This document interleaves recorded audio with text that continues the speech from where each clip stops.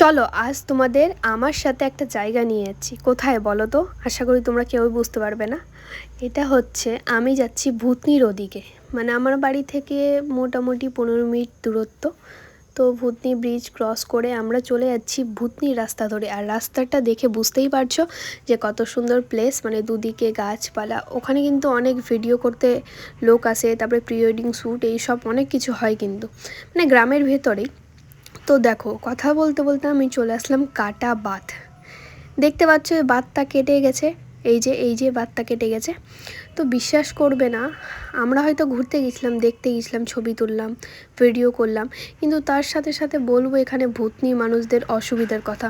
মানে তারা অনেক কষ্ট করে রয়েছে, অনেক মানুষ মারা গেছে বন্যার জন্য, মানে ভীষণ পরিমাণ কষ্ট তাদের। তো আমি চাই যে যাতে তাড়াতাড়ি বাঁধটা মানে ঠিকঠাক করে দিক, আর ভূতনির মানুষের যাতে অসুবিধাগুলো দূর হোক, আমি এটাই চাইবো। আর তোমরা কারা কারা ভূতনিতে থাকো আমাকে বলো। আর যারা যারা পারবে এই ভিডিওটা বেশি বেশি করে শেয়ার করবে, তাহলে আরও অনেক মানুষের কাছে পৌঁছাবে ভূতনির পরিস্থিতি। তো যাই হোক, তো এবার আমি স্পিড বোটে উঠে দেখতে গেলাম যে চারদিকের পরিস্থিতিটা কী। তো খুব একটা ভালো না, আর আমার মুখের এক্সপ্রেশন দেখে তোমরা বুঝতেই পারছো যে আমার শরীরটা একদম ভালো না।